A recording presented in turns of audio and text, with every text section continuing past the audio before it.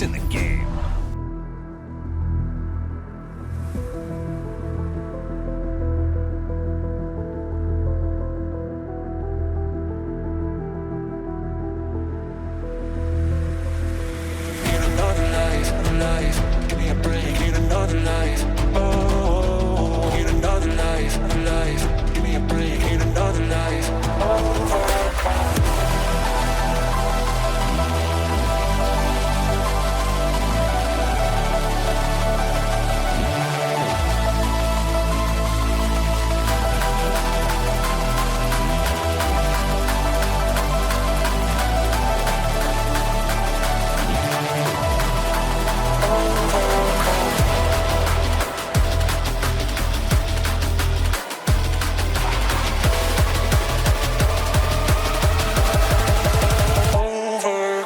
Tonight begins the second half of the Champions League phase, and for match day 5 we have a very interesting matchup live in the Emirates tonight between Arsenal and Feyenoord as the Timber brothers prepare to face each other for the first time in a professional manner.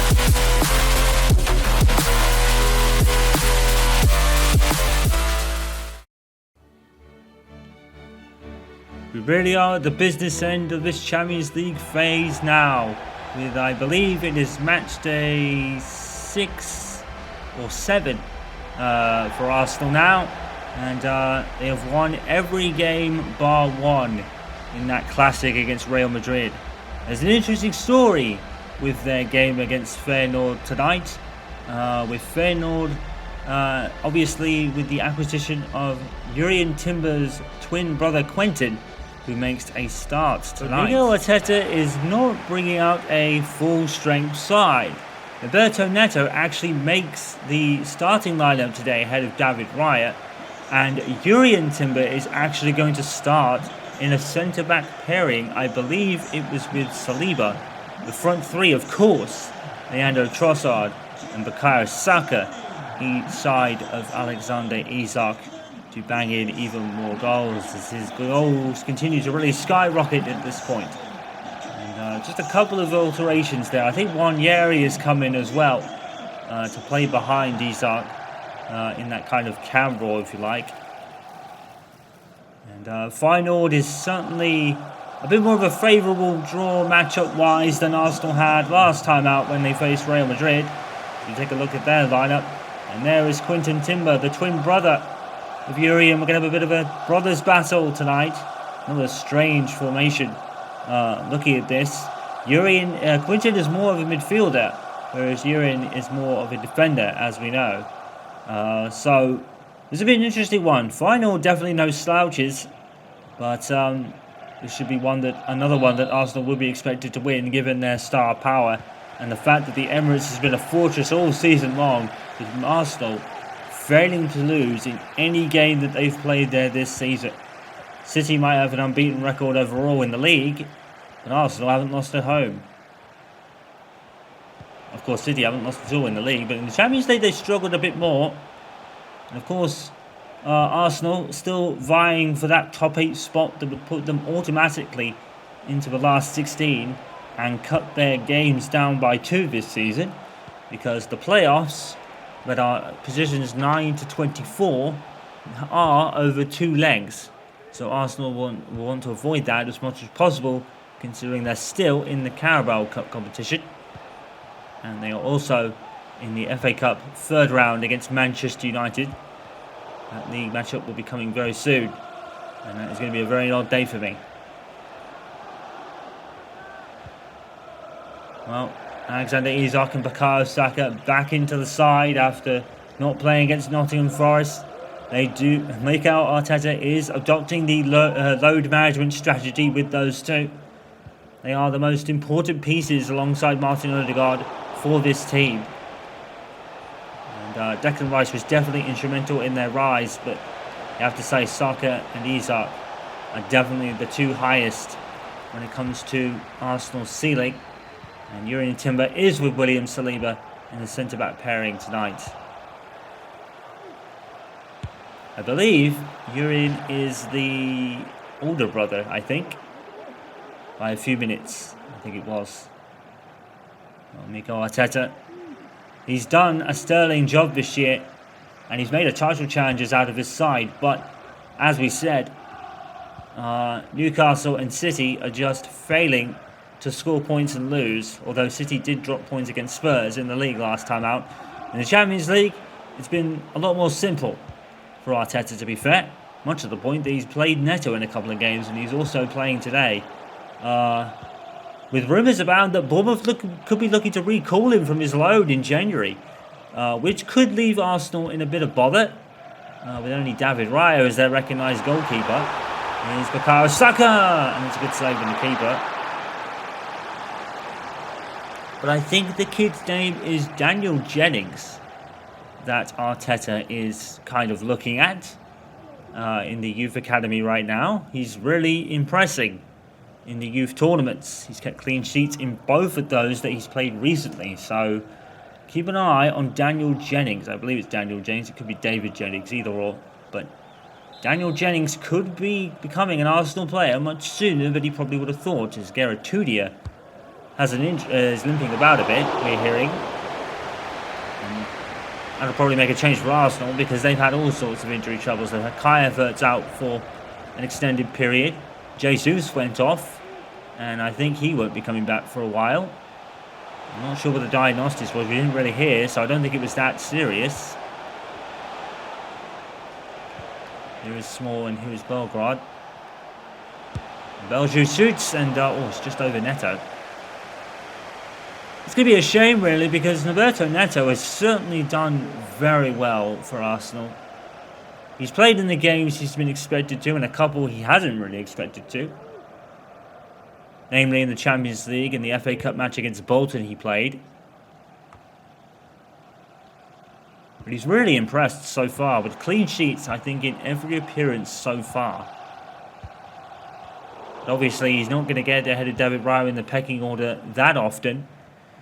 And he's done so well in the games he has performed, it looks like Bournemouth could be calling him back, which would be rather unusual for Bournemouth at the moment. They have 4 recognised goalkeepers, including Aaron Ramsdale, who signed from Arsenal in the summer window. And a lot of people say that that was part of the kind of deal to get Alexander Isak and comply with the PSR ruling, which Arsenal did. They do have a bit of money to spend in the winter window if they need it. I don't think any talk has been in the winter window yet. I'd probably say another striker, a rotational striker, maybe. Someone like maybe Benjamin Sesko would probably work. And generally another central defender. I think they need another one. Again, it could be someone rotational. So, throwing my hat into the ring here. Just someone completely random. Lenny Yaro could actually fit a good job there. Saka! Oh, it's a belter. Saka scores. Arsenal won 5-0, and that is to be expected. And that is a show of the unity that Mikel Arteta has had with his players. And it's another goal for Bukayo Saka, and another goal for Arsenal, and another goal in the Champions League. They're certainly not one that not short of scoring. They proved that against Real Madrid, even in their eventual loss. Good strike from Saka. Vintage. And Bukayo Saka. That's another goal for him. That's 3 goals, I believe. That's in 5 matches in the Champions League. Not really sure how the game tallies it this year. But in any case, Arsenal have the lead by 1-0.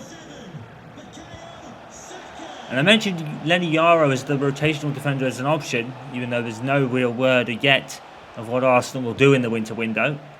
It is only a month away though, and Arsenal still need a couple of just extra players that won't rock the boat too much. So like I said, rotational strikers like Sesko maybe, probably a couple others. But I mentioned Lenny Yaro because of course Manchester United are in a real rut at the moment, and a lot of the players look to be maybe put up for sale to comply with to further the cost cuts that Ineos have been doing since they took over. And of course, Ruben Amorim is pretty much a shoo-in to take the United job, so they're going to have to pay for that as well. It seems really it seems really pointless. We are hearing that Almiron was rather given an ultimatum of take the job, or we won't offer you again if you believe the consensus. That's really strange to me, to be honest, if that is the case, because if he was your manager to start the season, why did you stick with Ten Hag? And we all know why. The fans' open letter persuaded the board and everyone involved to keep him, and it ended up being a mistake, to be fair. And that's no knock on Ten Hag, but a lot of his signings came through the door minus Agate, and it just hasn't worked. So Almiron's got a tough job to do for the rest of this season, and it's really, for Almiron, it's just a question of salvaging what can be salvaged left, because United aren't winning the league on their current form, down in 7th place and sinking, really. And Almiron's going to have to work with all players that aren't his. He can't exactly bring all his sporting options to straight with him, even in the winter window. I don't think he's going to get any backing in the winter window, to be honest. He'll want to bring the likes of Gyökeres and Marcus Edwards through, but they're going to cost. And I would say right now, do not expect any signings in the winter window for United, because right now, if you believe the consensus, they have no funds at all. They've paid to release Erik Ten Hag. They're now going to pay to bring Almiron out of his contract at Sporting Lisbon. In all honesty, as much as I'd pick him over other options like Gareth Southgate was apparently in the ring, I really think he'd probably be better off just sticking with Ruud van Nistelrooy, really. If I was part of the Manchester United board, I'd just stick with an interim manager to the end of the season. But apparently that's what Almiron said. Apparently we were hearing in the papers earlier this week that Almiron wanted to wait until the beginning of the season and then to get all his names in. But Manchester United want to rush through the process. Very unlike them. It is a very different United side these days, Odegaard with the shot. Fourth and final doing save. I know we mentioned a lot about Manchester United in these commentaries, but it's just that no one could stop talking about them. And the position they're in, it's very noticeable. It is very noticeable, the position they are in. And it is much worse than people imagined. Once great footballing institution has been very much reduced, to put it nicely. And it's very sad for me, as a fan and as a supporter and former player, to see that. We have a score coming in, and PSG are struggling right now because they're up against Defimigres, and I think they have scored to equalise. That is not a good opening half to that game in Paris. Let's hope that can turn around. And I believe Manchester United are not even in the qualifying spots for the playoffs in the Europa League either, so that'll limit their games this season.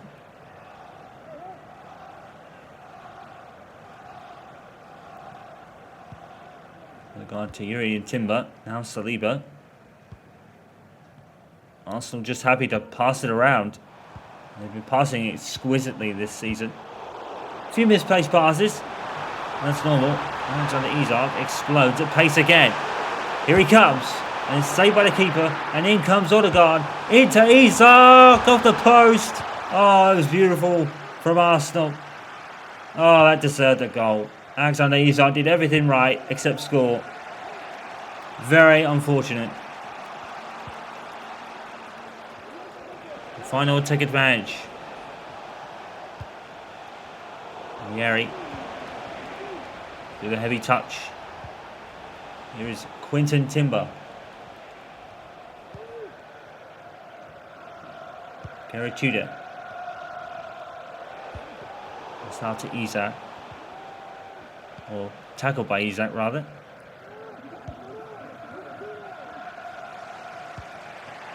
And it's small now. And again, Arsenal just pressing hard, not allowing 4-0 to breathe at all.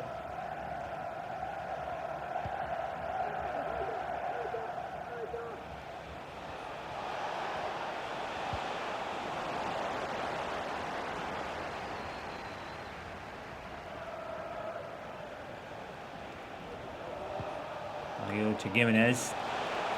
Gimenez shoots. And, they didn't really trouble Neto with that one.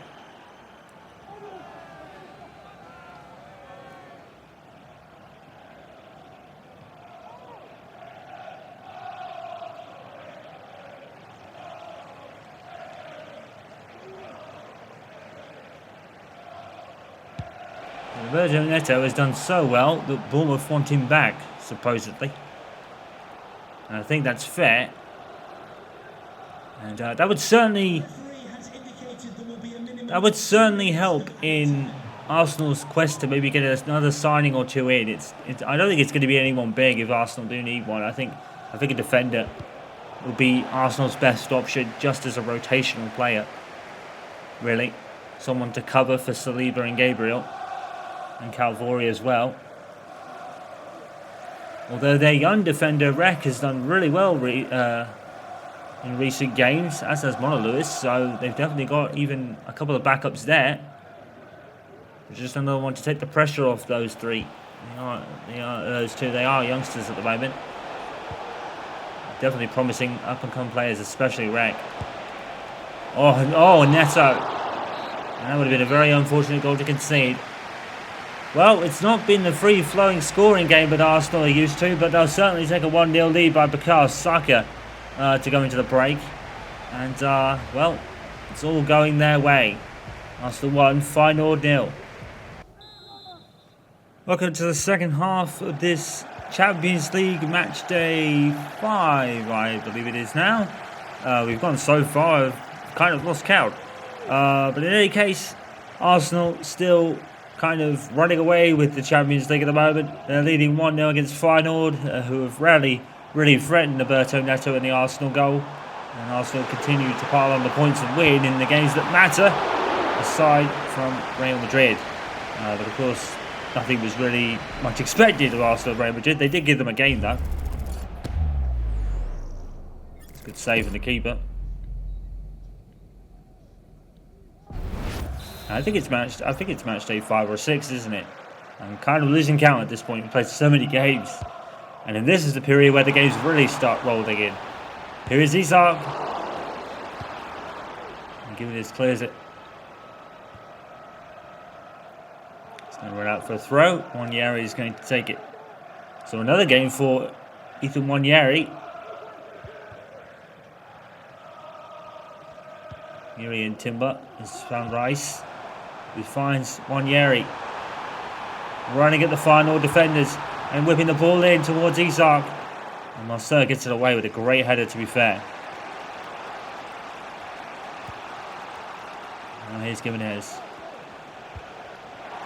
Great interception by Wanyeri. And now Arsenal are away. Now Trossard.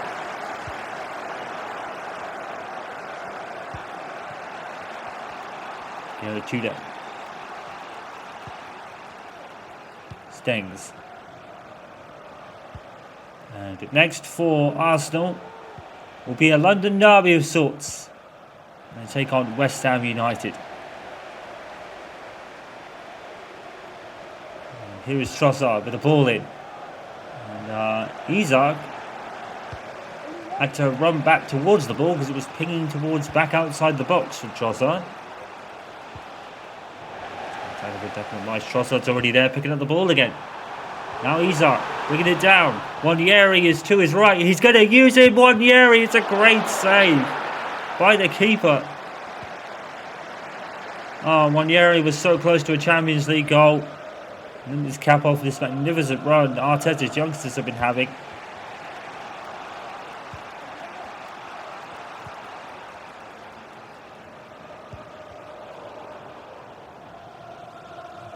Here's Isak. Now Wanyeri again.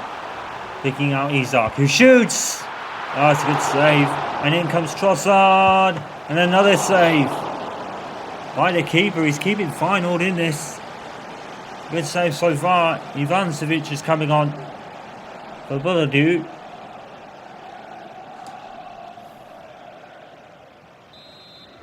And now Rice will take this free kick. Corner kick rather. It's going to be straight to the keeper. Well gathered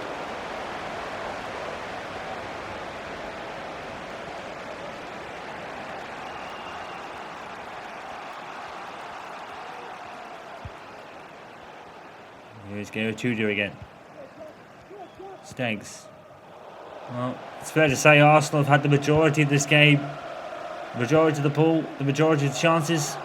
But only the one goal, surprisingly enough. It was Ben White, of all people, bombing forward. And he's going to pick out Isak with a header. Good save by the keeper. Keeping the final goal is doing a very grand job. And now Feyenoord are going to break. It's 1-on-3. Great pullback. But he's given the ball away to Declan Rice. Saka, or Wanyeri, finds Saka. And Saka's away. Isak is to his right. He's going to pick him out. Alexander Isak, he's got to score. He does. Alexander Isak makes it 2-0. It's Saka to Isak again. Those two are building a formidable partnership in assisting and scoring off each other and doing a grand job of it. And tonight is another example. And it's another goal for Alexander Isak, who just continues to score great goals.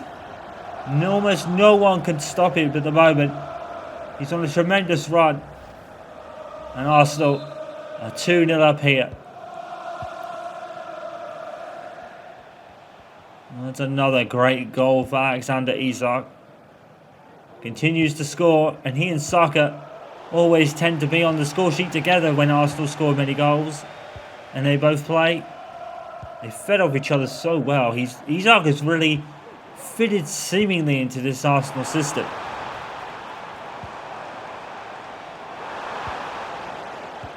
He was almost straight out of the blocks, wasn't he? Scoring against Spurs.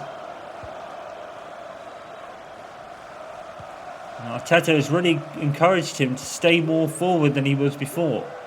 Scoreline update. PSG have had to equalise for a second time against Feyenoord. Dembele again.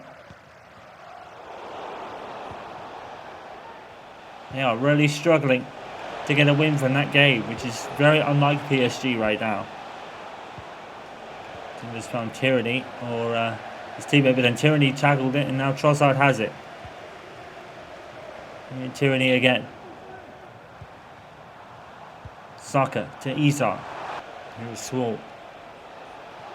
Gone past Ben White. And Vinsujic. And cleared away by Saliba. It's not just been all about David Raya and Roberto Neto, though. The defenders for Arsenal have been tremendous. That is a great goal by Isak. Another fantastic goal in the Arsenal career of Alexander Isak. He is thriving. He's absolutely thriving at the moment. If he continues like this, he could break the season overall scoring record that I believe was set by an old teammate of mine, Cristiano Ronaldo, back in his stellar season back in 2007-8 or 8-9, when he scored over 40 for the entire season. Isak is pretty much closing in on that right now. Saka.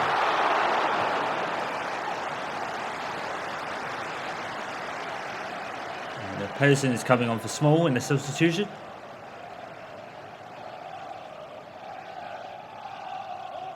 As Isak, every time Isak starts or plays in some capacity, he always seems to score a goal.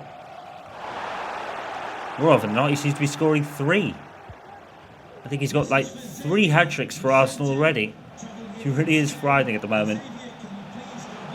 There's no doubt that he and Arsenal made the right decision to get signed on the dotted line and in an Arsenal shirt as quickly as possible. It was what Arsenal needed, and they got the right man, that's for sure. Isak to Saka. And his budding partnership with Saka really has been one of the talking points this year. Because he and Saka seem to always score together on the score sheet. And I believe that Gabriel is warming up in an Arsenal substitution. I'm going to assume that this will be for William Saliba, as part of the load management that Arteta has implemented this year. Isak! He scores a third, and Arsenal are gone and out of sight. Alexander Isak scores a second. He just cannot stop scoring. You have to wonder what the limit is for this Arsenal side this season. They're only third in the league, mind you, but that's only really because Newcastle and City have been just as good as them. The pressure is off Arsenal as long as they can keep scoring like this. And it was for William Saliba that Gabriel has come on for.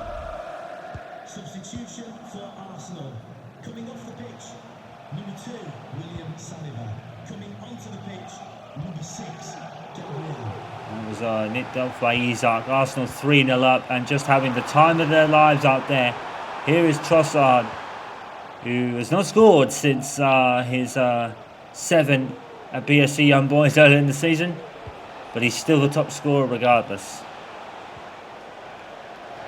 Although he might be eclipsed by Alexander Isak sooner rather than later. Well, in what could be Ruben Amorim's last game as Sporting Lisbon manager, he's having a bit of a torrid time against Liverpool at Anfield. It's Liverpool 4, Sporting Lisbon 1. So, that's interesting.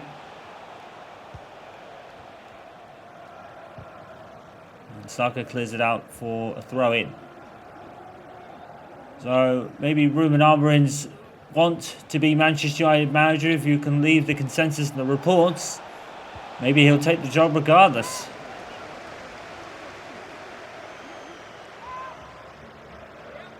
The only problem for Amorim is he plays a very specific system, and I really don't think a lot of these Manchester United players, if any of them, are really suited to his systems at all. And I can say that. That's a good take by Neto. It's on course for another clean sheet this evening, but even if he didn't get it, it wouldn't matter. He's done so well. Alexander Isak is away here. An air of expectancy. He did it. Alexander Isak with a match ball again. 4-0. And we're not even shocked and surprised anymore. This is vintage Alexander Isak. This is exactly what Mikel Arteta wanted and requested. A goal scorer like Isak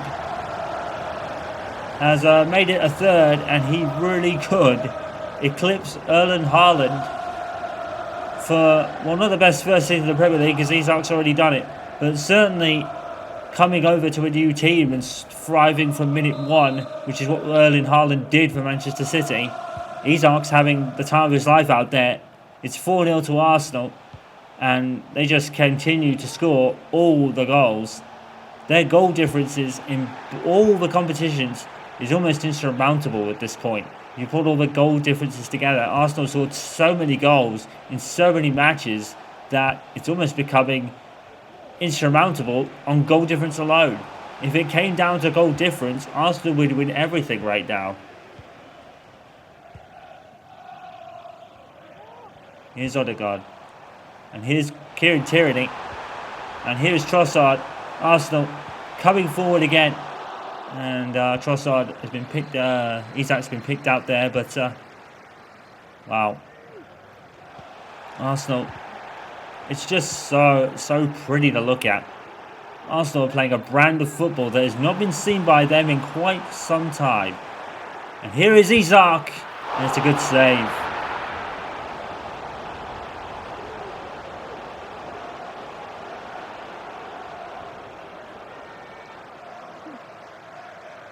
If I was to pick out maybe a third player for Arsenal, maybe a winger as well. They do have only Saka, Martinelli. And then after that, it's kind of like Nelson. He's a good player in his own right.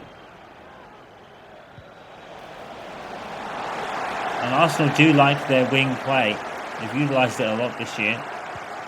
So maybe a Gyökeres or someone like that would really fit the bill for Arsenal, but I think he might be a bit out of their reach for right now.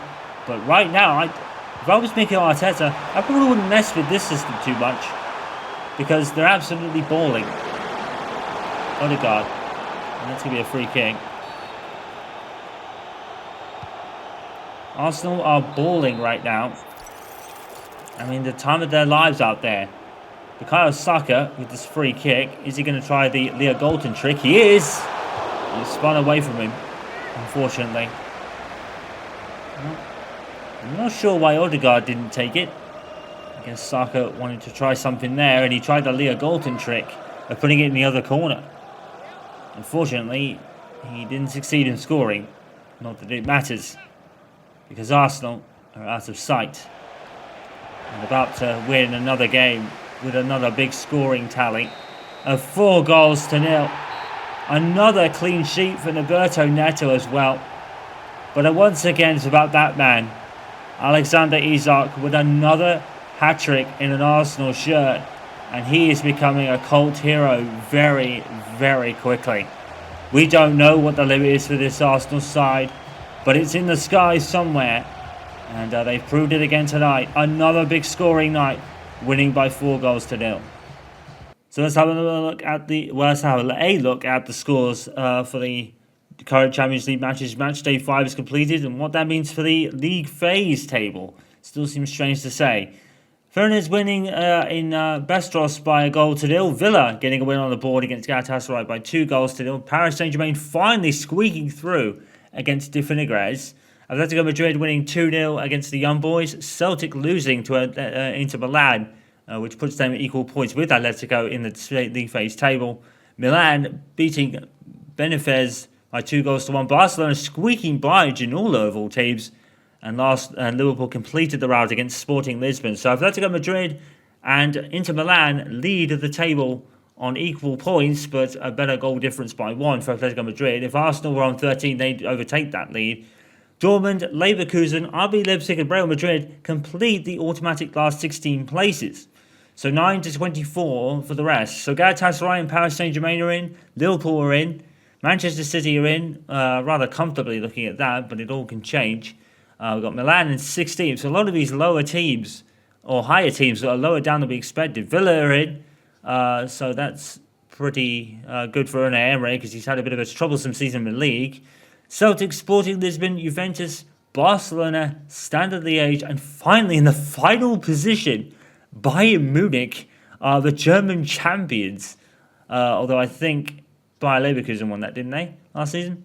I can't remember. But Shakhtar Donetsk just on the brink of elimination there with Club Brugge. Constana 27th, followed by Bestros 29. Feyenoord dropped to 29th with their loss at the Emirates tonight. Dunagres 30th, followed by Bologna. PSV are the surprise strugglers, down in 32nd. Then Stuttgart, Bruni, the BSC Young Boys, and Sturm Graz still yet to even score a point after 5 games now, and they continue to struggle.